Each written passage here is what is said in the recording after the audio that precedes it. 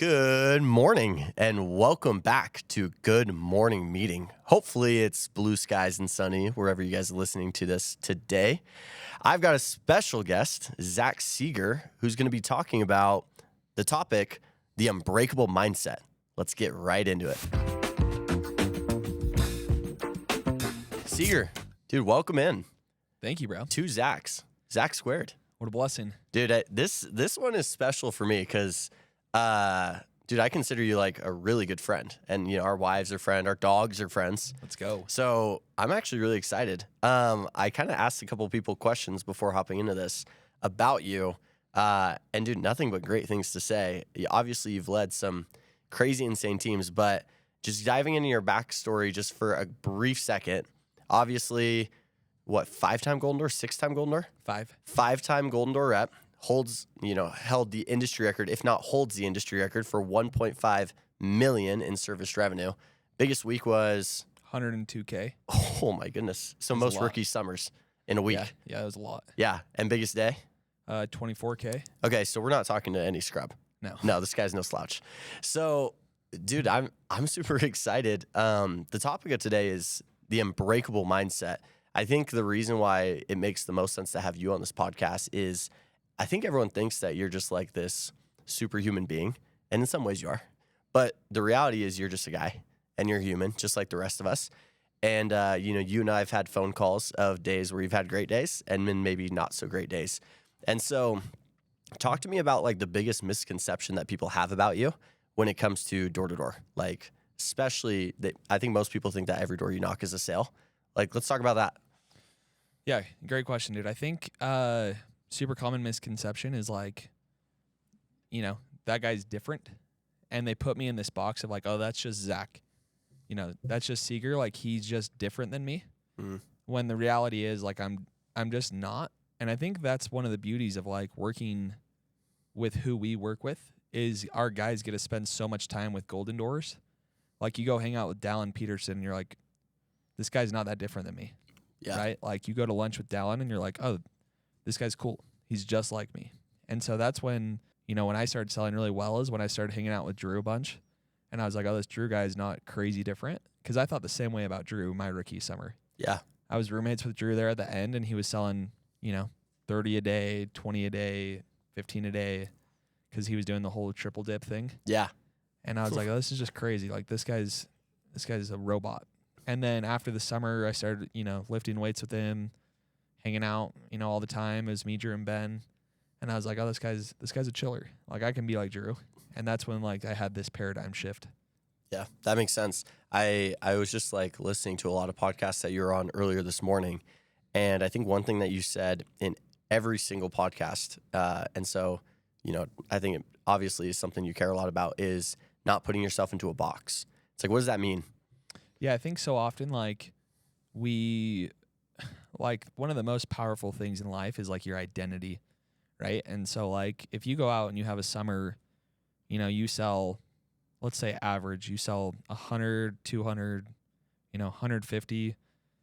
What happens oftentimes is, like, the next summer, if you have a similar result, you form, like, this box of, like, I am a 200 account rep. Mm-hmm. I think of Adam Clark, like, total stud, worked at another company for 3 or 4 years, sold the exact same amount of accounts every single year he was there. Made the switch, started working with us. I taught him a bunch of things about how to get out of the box. Mm-hmm. And the minute he switched, he did more revenue his first summer with me than he did his entire, career at his previous company. Yeah. And you say, okay, I taught him a couple of things to get out of the box. So this is experts talking to experts, right? It's like we both sold super elitely, you more elitely than me, but we both sold super elitely. And dude, I'm curious, like, okay, what does it take to get out of the box? Is it self-talk? Is it shifting your identity? Like, is it doing hard things? Like, what would you say gets you out of that box the quickest? Yeah, it's a great question. I think it's 3 or 4 things that come to the top of my mind automatically. So first thing would be like stacking little wins and like getting, swagger and confidence, right? And so like, how do you go and get swagger and confidence? Well, you do the things you say you're going to do, right? So Bars. You know, if you say you're going to go and, you know, run a marathon, go and do it, right? You know, there's tons of people who say they're going to go and do it, and they train. Race day comes around and they bail, right? Because their leg hurts or whatever, right? So that would be like number one is like just go and stack little wins. And it doesn't have to be crazy wins like a marathon. It can be making your bed, showing up to morning meeting on time, you know, having a good breakfast, sleeping 8 hours the night before, all of these little things. The next thing would be like positive self-talk, right? I heard this study, it was done at Harvard. 80% of our thoughts are negative. And, you know, I used to think like, oh, that's just not me. Like, I think I'm different than that. And like, as time has gone on, I'm like, dude, maybe it is that for me, right? Yeah. Like this morning, I'm in the best shape of my life. I just ran a 50K. Yeah, I was going to talk about miles. that. That's no joke. Yeah, but and like they canceled the race and you just did it solo. Yeah, and we can talk about it in a sec. But like, I just, you know, I look in the mirror, I'm like, oh, you're fat. It's like I'm not fat. It's just your brain just thinks negatively sometimes, right? Yeah, totally. We weren't, you know, evolution. We weren't born to like go and like thrive, and you know, we were born to survive. Yeah. And so I think that's why our brains think that way. And so you have to be very intentional and very careful about the words you tell yourself. And it's taken a lot of like, you know, thought, but over the years, like I think I've become really good at like hyping myself up, and no one's a better cheerleader than I am, like to myself. Yeah. And then the last thing would be doing those hard things. And like when you do those hard things, and I've trained on this before, but like you start to become homies with your demons.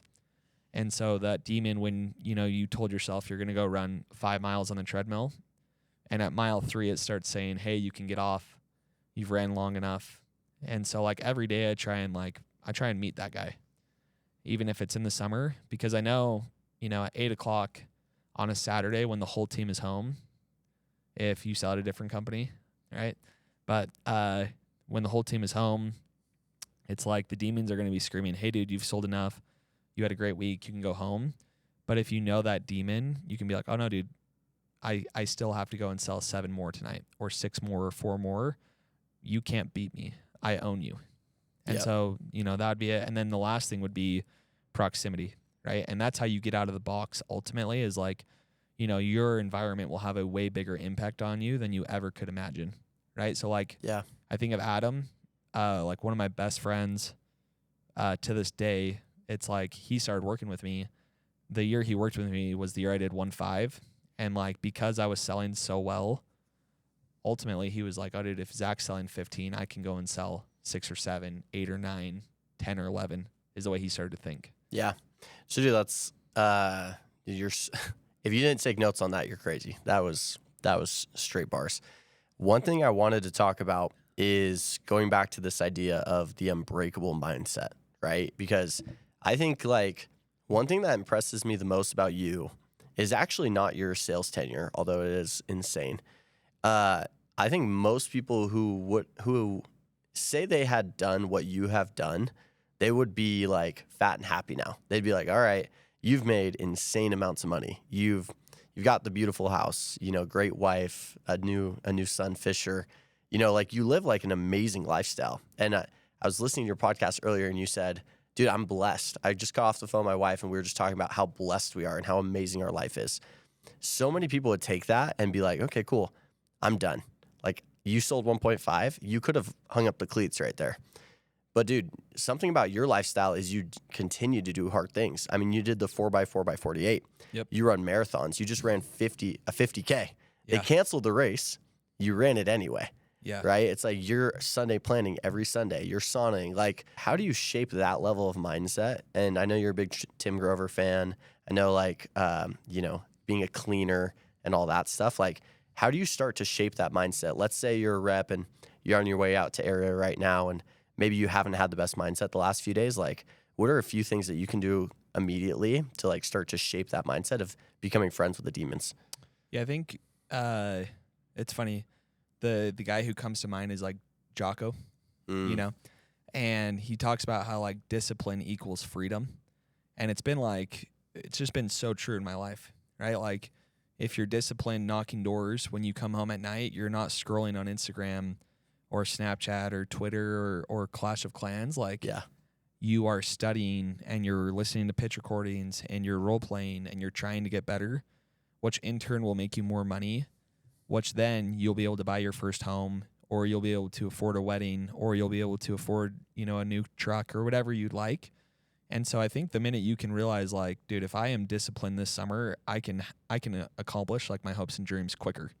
And so I've just seen that in life. Like, I have these idols, John Taylor, Casey Baugh, Ben Egan, and I've seen like these guys who just show up day in and day out. And I'm like, oh, dude, all I have to do is replicate that. Yeah. And if I do that, I'm going to get the similar results. Cool. Dude, replication. That is an amazing word to like kind of transition. Some people have said that you're the greatest learner of all time. That you just like are a sponge, and you've heard it like a million times over. I'll kind of, take a second. I know this is a podcast about you, and I'm super excited, but I will take a second to say, like, you've taught me so much. And like, thank you. The first thing I heard when I came to the grit was be like Seager, be a sponge. And like, dude, to me, that just like resonated. And so I was like, when I first switched to the grit, it was whether you were running a training or Drew was running a training or Calvin or whoever, like I just decided to be a fly on the wall and like just ask.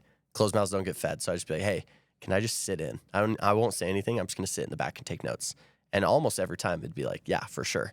And so I think that you kind of coined that term of like, or maybe people coined it about you, but be a sponge. There's a lot of people that probably after like 2 or 3 years, like I know myself included, after probably 2 years of working at the grit, I did a golden door and then I did a million. And personally, it was like, oh, dude, what else do I need to train on? It's like, yeah, I've already done this. I've already been elite. But dude, what inspires me about you is that you're constantly learning and you're constantly reading, you're constantly educating. Like, what's your response to people in the industry that are like, think that they're trained up enough? Yeah, I think at a very young age, my dad taught me like pigs get fat, hogs get slaughtered. And so it's always been something on my mind. And I've just seen it. Like, if you're not a good leader, there's thousands of leaders in the industry and your people will just leave you and go to a different leader. Right. And like, I think oftentimes like people don't leave companies, they leave leaders. Yeah. And so when I'm reading books, like I've been a goal this year of mine has been to read a book a week.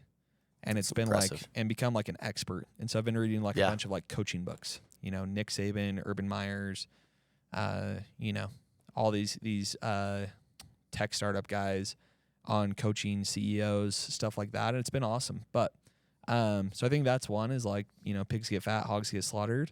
I've never wanted to get slaughtered. I've always wanted to level up for my people, not for me. Totally. And I know like in turn, like if I'm doing that, I'll add more value. And so if you're adding value, ultimately you'll just get paid more. Yeah. It's probably why you've recruited more teams than most anybody in the whole company. It's like, yeah, I've done well. You're just constantly pushing yourself. That's inspiring. So let's talk to the rep. And on that note, like people want to work with people who inspire them. Right? Like they don't want to work with people who are losers and like just hang out. Yeah. And so like, dude, I try and like live an inspired life, not to recruit, but because like, I think the whole purpose of life is to like enjoy it. Right? I just read this book. It's called Die with Zero. Super good. But the whole point of the book is like, don't go die with $2 million in your bank account. Go and have these amazing experiences and go and like, live an intentional life. And you see that with like Jeff Mendez. You see it with Casey. You see it with Todd. You see it with John. And so, going back to replicating or modeling, it's so cool being in the space because we have so many heroes we can look up to. Yeah, dude, that's so true.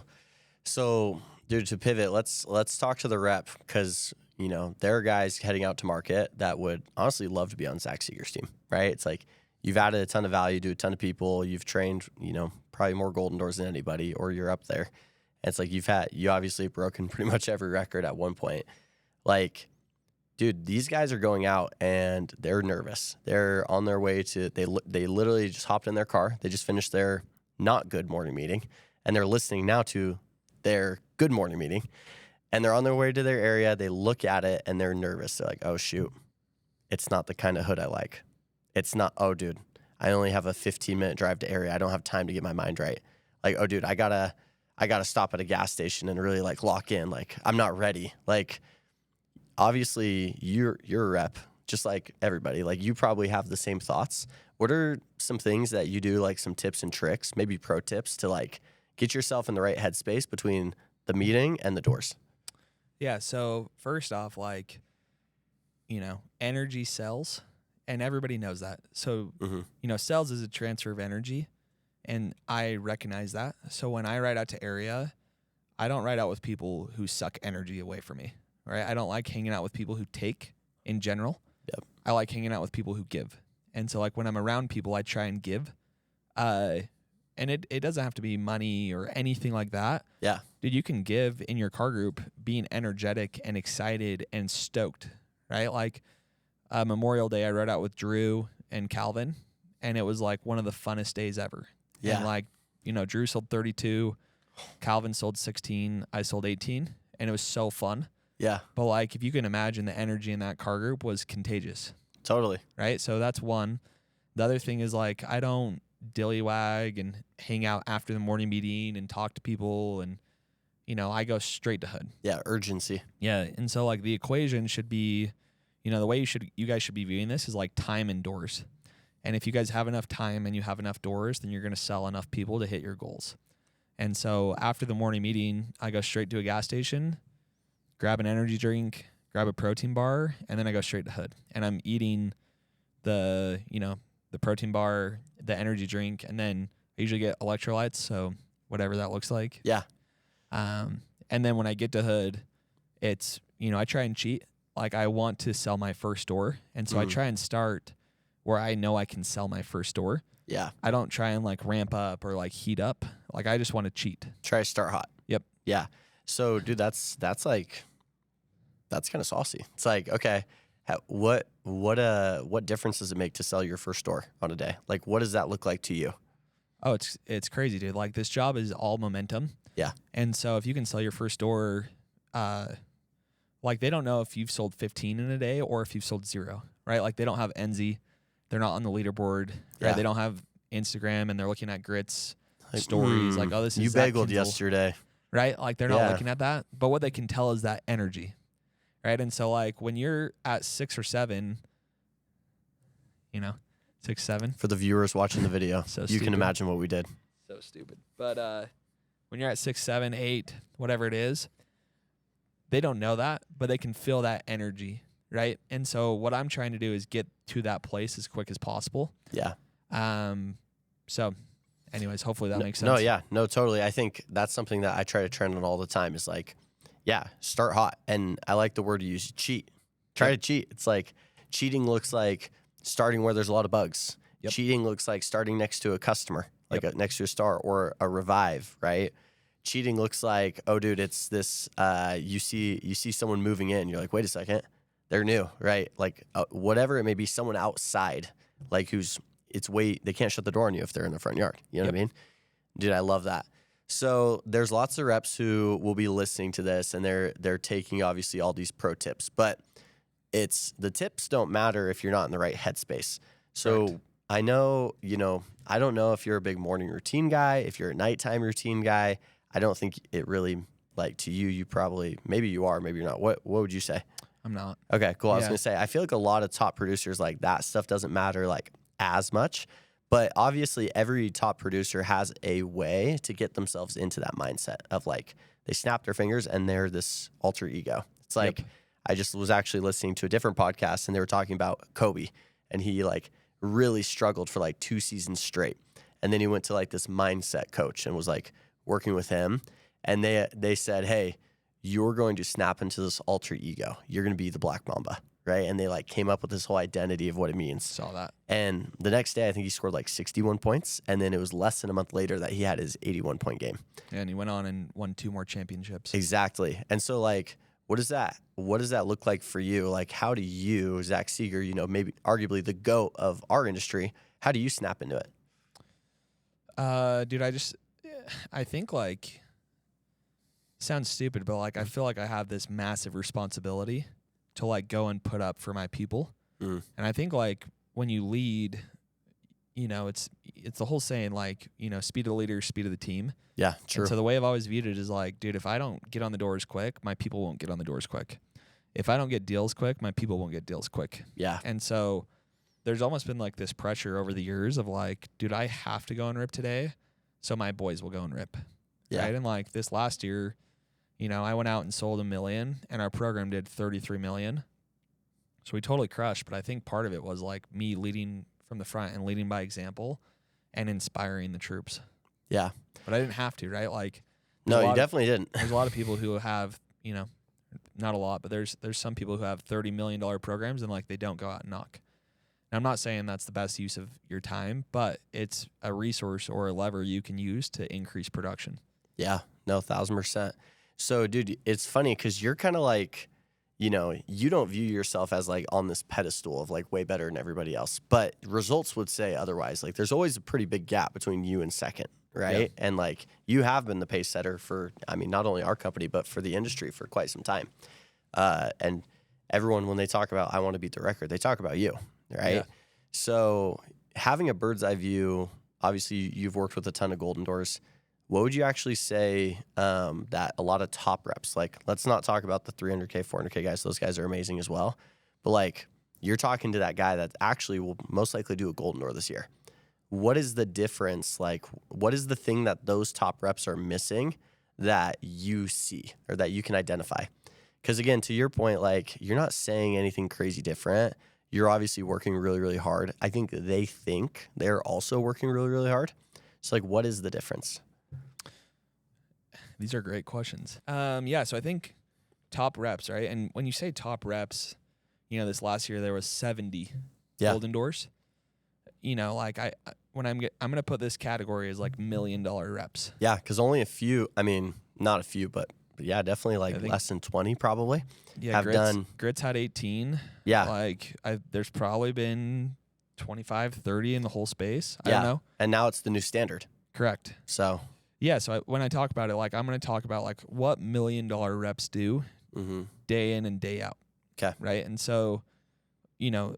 What does $1 million do when he wakes up? Well, he doesn't wake up and like dread his life, right? Like he wakes up and he has this massive like goal, and he is so stoked day in and day out to, you know, advance in the goal. Yeah. Right. $1 million reps. If they sell 2 the day before, they don't carry that bad energy into the next day, right? Like they just wake up and it's like, cool, new day, like new day for me to go and rip. Yep. If they're at, you know, if they're even at 6 or 7 on the week, and it's 8:00 on Friday, they're not stressed. All they're thinking about is how do I make a good day great, and how do I make bad days good? Yeah. Right. $1 million reps. Right. Like a bar. How do I make good days great, and how do I make bad days good? Yeah, and ultimately, like it'll average out. Totally. So $1 million reps. Right. Like they probably take care of their bodies. Right. Like they eat healthy at night. They're not eating Taco Bell or Raising Cane's every single night. Yep. Like in the morning, they're probably eating good breakfast, right? And these are very simple things that you guys, you know, would be like, oh yeah, that makes sense, right? But not very many people do it. Totally. Right? Or they do it for a day or two. Correct. And then they go back to their, like, I bet you a lot of people are going to actually listen to this. And tomorrow, you know, tonight they're going to like meal prep and they're going to eat good. And then tomorrow they're going to eat a good breakfast. And then they're going to get good sleep.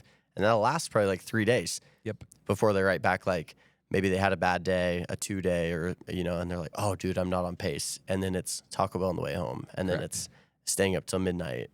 Yeah. So I love like the whole idea of like you'll always rise and fall to the level of your habits or your standards. And so like for me, dude, it's always been, you know, how do I go and work my complete ass off every single day? Yeah. And when I come home, like I look myself in the mirror, and if I gave it my all, I'm stoked. And that's it. And like luckily for me, I've never had to like go out and like come home and be like, oh dude, today's like I didn't give it my all. Yeah. Like, oh, I sat on a curb. Like I've never done that. And so like I've never felt that regret. Like I hear kids like driving home from the summer, they're like, oh dude, I could have worked harder. Like I've never had that. Yeah. That's massive. And I think that, you know, talking about the unshakable mindset, it really is like the only way it can be unshakable is if it's consistent. Correct. Like if it is this mindset of, hey, dude, I held myself to my standards today, and what more do you want from me? Yep. It's like maybe I sold 20, maybe I sold 2, but did I hold myself to my standards? And, correct. And so for you, like, what are some what are some like really easy standards that like you hold yourself to? Or that, maybe you've met with like Adam Clark, for example, where he had that massive year. He's like, hey, how do I make the jump from 400 to Golden Door? What are some of those like tiny little tweaks that people that are listening right now could make today to maybe get started in the right direction? Yeah, so standards would be like, it goes back to identity. Like, I am a learner and I want to learn, right? And so like tomorrow I'm going to meet with Brock on how to increase rookie averages and like earnings. Smart. When like pretty good I at ran that. teams for 7 years, like on paper I shouldn't have to go and do this, but like I want to learn what Brock does, how he does it, so forth, because he's one of my heroes and like I totally look up to him, right? Yeah. So what are some standards? It's like, dude, I learn and like I try to study the pitch.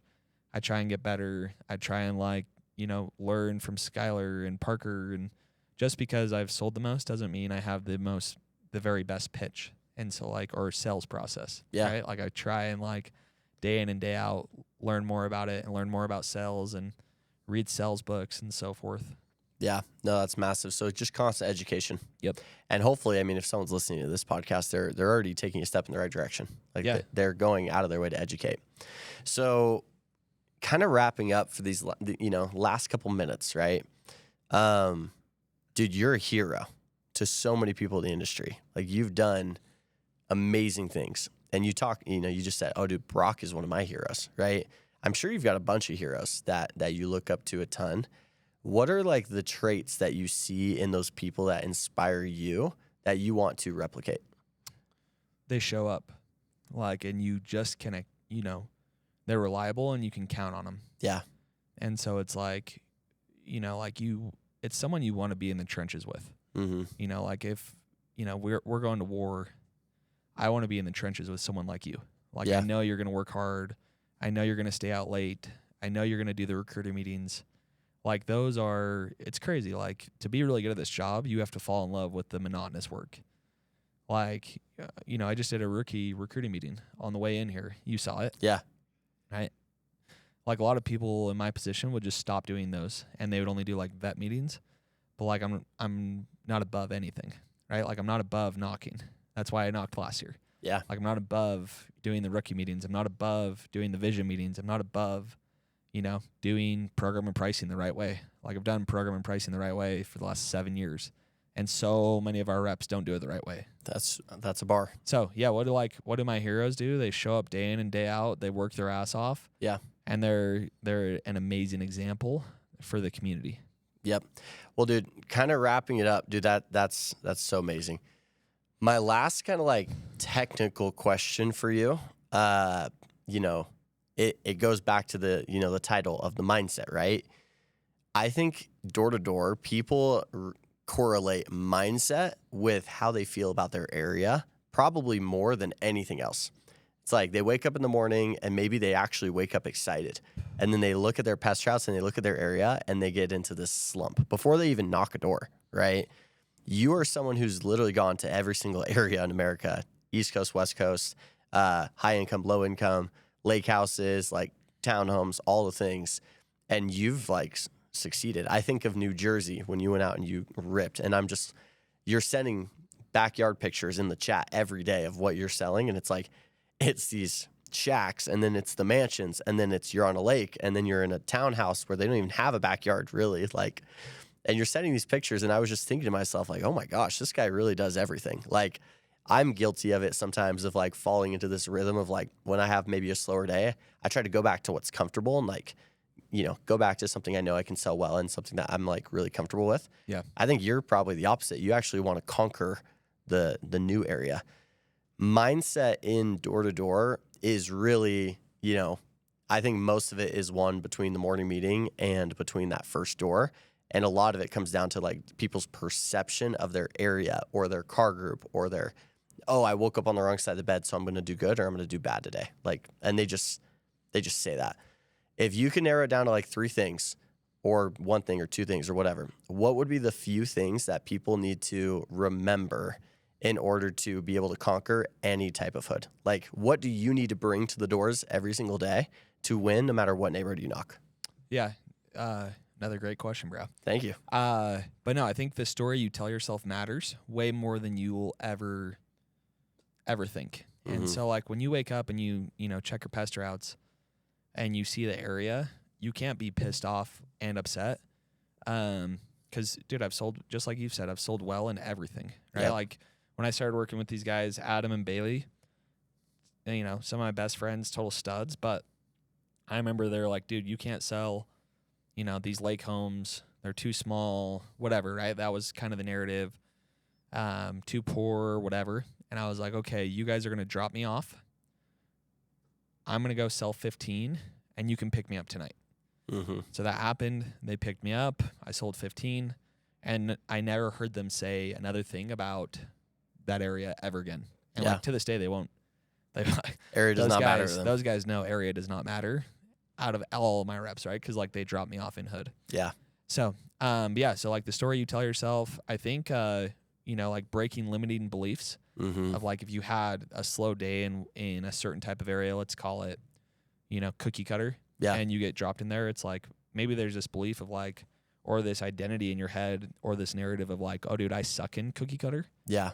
You have to reframe that and be like, oh, dude, I'm going to go and shred today in cookie cutter. And like, I'm going to be the leader for my team.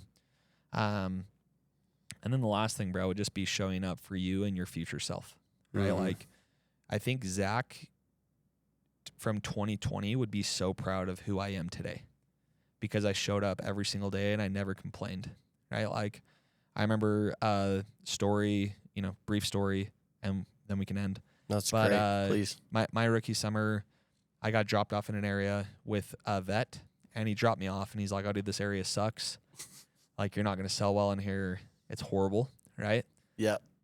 So anyways, I get dropped off. As you can imagine, I bageled. Yep, that checks out. And Garth, being like an amazing leader who ran my team that summer, he's like, oh, no, dude, that area is amazing. Like, you got to go back tomorrow. I'm like, cool. So, next day, the only thing that changed was Brock drove me out and dropped me off. Same exact hood, same doors, same everything. And I went and had a 10-day as a rookie in the same hood. And so, like, if anything, that should prove how little area really does matter and how much more your energy, your proximity, your car group matters. And so, like, the challenge would be for everyone who's listening to this, like, go and add value to your team. Yeah. Like, go and be a giver, right? Like, go give energy because it's contagious, you guys. Like, I've seen it. Like, some of my teams have so much energy. They're so fun. You even have reps you work with that, like, they call you and they just complain and they take. And so you don't answer their phone calls as much. Totally. And you have reps who are just chillers. Yeah. Right? And like, homies. And I'll always answer their call. You always answer. Because I love the energy they bring. Yeah. It's like anytime Cody calls me, I answer because he's such a homie. Yep. Like, he's such good vibes. He's always giving, right? Really good book, The Go Giver. And it talks about how, like, if you always give, eventually you're going to get.